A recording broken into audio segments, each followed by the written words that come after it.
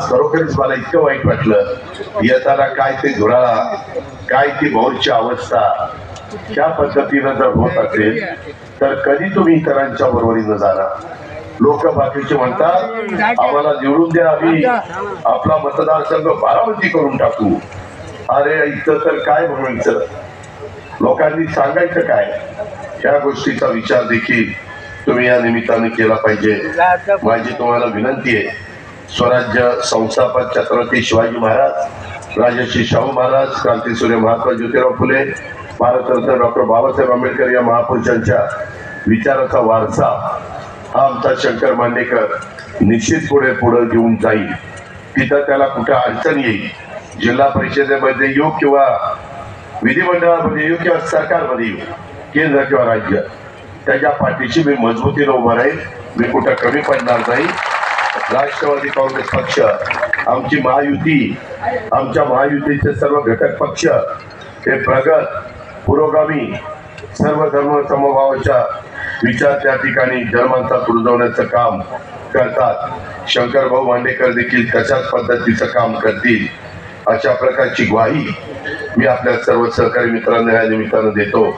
त्यांच्या नेतृत्वाखाली भोर, राजगड, मुळशी मतदारसंघाच्या विकासाला खऱ्या अर्थाने सुरुवात होईल.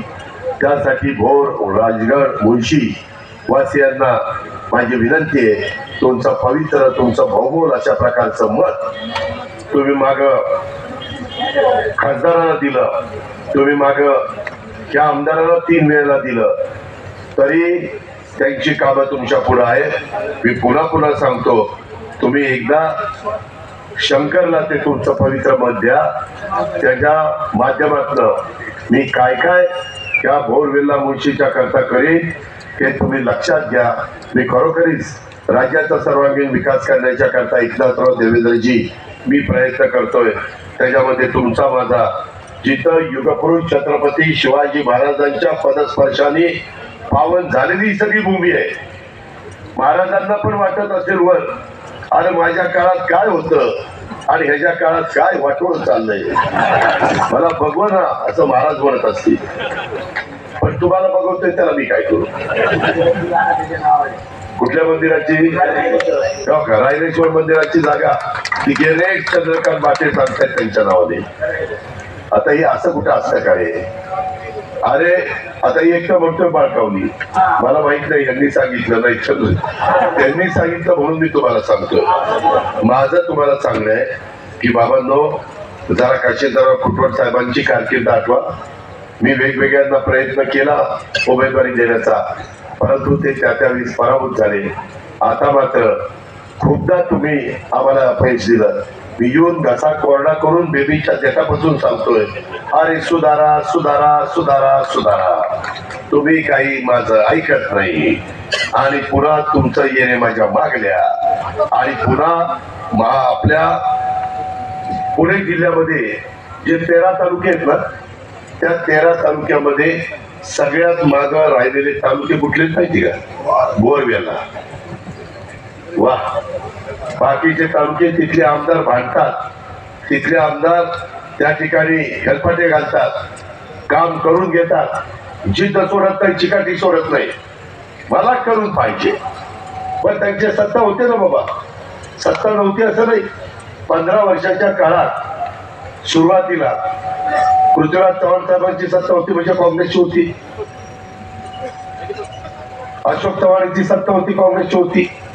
मला वाटतं विलासरावांची होती, सुशीलकुमार शिंदेची होती, अनेकांची सत्ता होती.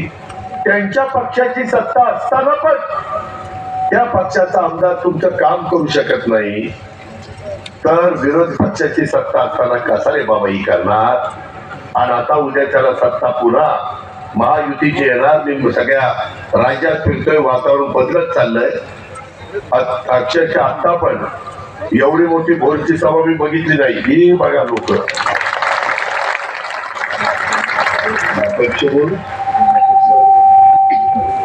त्यामध्ये माझी तुम्हाला विनंती आहे की एवढ्या सगळ्यांनी 100 मतं आणली, तुमचं मत दिलं ना, कामच आपलं झालं. तुम्हाला बदल हवा असेल तुम्ही खरंच इतक्याला त्यांना निवडून दिलं 15 वेळेला, 15 वर्ष. एकदा मी सांगतो त्या उमेदवाराला निवडून द्या. तुम्हीच म्हणालो अजितचं मागं ऐकलं असतं तर आपण मागं राहिलो नसतो. हा, आणि काही लोक का अपक्ष फॉर्म भरतात, मागणी करा ना.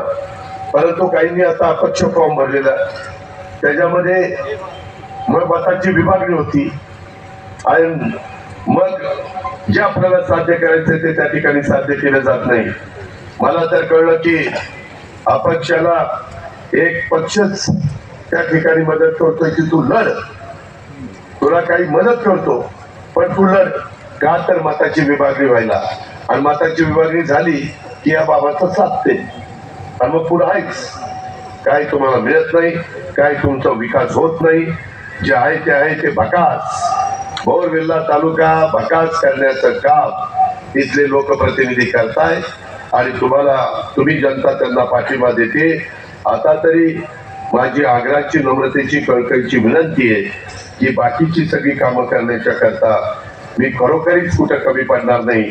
मी आता बोरवेल्ला मुळशीचा जाहीरनामा दिलेला आहे. आम्ही 5 वर्षाच्या मध्ये काय करणार आहे, कशा पद्धतीनं करणार आहे, हे सगळं त्या जाहीरनाम्याच्या निमित्तानं आम्ही सांगण्याचा प्रयत्न केलाय. फक्त एवढंच नाही, त्याच्यातनं नंतर दोघाही प्रमुख कार्यकर्त्यांना माझ्या भाजप, शिवसेना, राष्ट्रवादी काँग्रेस, RPI घटक पक्ष सगळे त्याचे प्रमुख नेते, अध्यक्ष असतील, पदाधिकारी असतील, त्यांनाही मी बोलवी. त्यांना सांगेल की आता मी इथल्या विकासाच्या संदर्भातली बैठक घेतोय, तुम्ही तयारीनिशी या आणि सगळे प्रमुख अधिकारी त्या ठिकाणी हजर ठेवतो आणि त्याच्यातून आपले प्रश्न त्या ठिकाणी मार्गी लावण्याचं काम हे निश्चितपणे त्या ठिकाणी केलं जाईल. आज तुमच्या सगळ्यांच्या साक्षीनं एकंदरीत एक चांगला गोष्ट घडलेली आहे.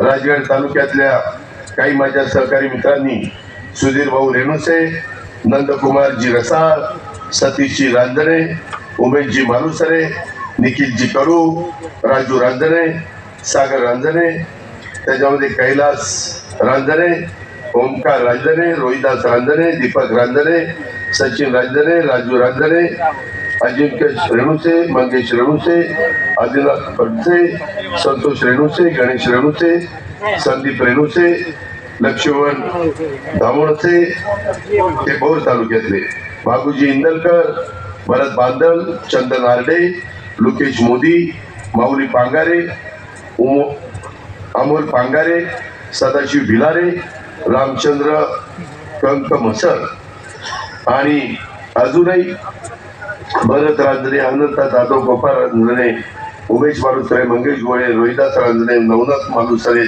अमोल केदाळे, अंकुश शिर्के, दशरथ रेणुसे, संजय आरपुडे, सचिन शिरोळे, संभाजी केळकर, तुकाराम जाधव, अशा अनेक. आरती तर रांजणे कुणी त्यांच्याकडे ठेवणार नाही, हे सगळी रांजणे आपल्याकडे आली. या सगळ्यांचा भोर आणि वेल्हा तालुक्यातल्या आमच्या मान्यवर ज्यांनी प्रवेश केला त्या सगळ्यांचं राष्ट्रवादी काँग्रेस पक्षामध्ये स्वागत करतो. त्यांना विश्वास देतो की आम्ही तुम्हाला सन्मानाची वागणूक देऊ, कुठेही तुम्हाला अपमानित त्या ठिकाणी केलं जाणार नाही. त्याच्यामध्ये माझ्या स्थानिक सहकार्यांना सांगतो की आपण सगळ्यांनी त्यामध्ये व्यवस्थितपणे त्यांना मिळून मिसळून काम करून घ्या. भानुसधारा उपसा योजनेचा ती आता मंजूर केलेली आहे. आपल्याला अनेक उपसा सिंचन योजना मंजूर करायच्या. आपल्या खरं तर उशाची पाणी आहे, सगळी धरणं आपल्या उशाची. गुंजवणी काय, निरा देवघर काय, वीर काय, वीर जरा खाली आहे पण भाटघर काय, एवढं पाणी असताना आपल्यातले सगळे प्रश्न सुटू शकत नाही. आपल्याला नीटपणे पिण्याचा आणि शेतीचा पाण्याचा प्रश्न 15 वर्ष आमदारकी देऊन देखील इथल्या लोकप्रतिनिधींना सोडवता येत नाही. ही खऱ्या अर्थाने माझ्या भोरवेल्ल्याची शोकांतिका आहे. आणि म्हणून माझी तुम्हाला विनंती आहे की आपण आता खूप काही त्या ठिकाणी त्याच्यामध्ये खूप काही आपल्याला त्याचा कामं करायची. तुम्ही संधी द्या, खरोखरीच त्या संधीचं सोनं करण्याचं काम आमचा शंकर करेल. त्याबद्दलची ग्वाही मी आपल्या सगळ्यांना या निमित्तानं देतो आणि आपल्या सगळ्यांची रजा घेतो. आज इथं जाहीर पाठिंबा शंकर मांडेकरांना, Republican Party of India, A Ambedkar, Kailas Shahurao Jogdand, Shankar Tambe, Siddharth Gaikwad, Pappu Adsul यांनी देखील पाठिंबा दिला. त्यांना मी लाख लाख धन्यवाद देतो, त्यांचे लाख लाख आभार मानतो. आणि त्यांना तसंच आमच्या मुळशी तालुका वेल्डिंग संघटनेनं देखील शंकर मांडेकरांना पाठिंबा दिलेला आहे. त्याबद्दल त्यांचे अध्यक्ष महेश अगवणे, चेतन डमाले, गोविंद शितोळे आणि महेश डमाले या चौघांचं पण मी आभार मानतो, त्यांना धन्यवाद देतो आणि पुढच्या कार्यक्रमावर जाण्याची परवानगी घेऊन आपली रजा घेतो. जय हिंद, जय महाराष्ट्र, जय महायुती. बोलून तुम्ही हा माझे कपडे सांभाळा. तुमची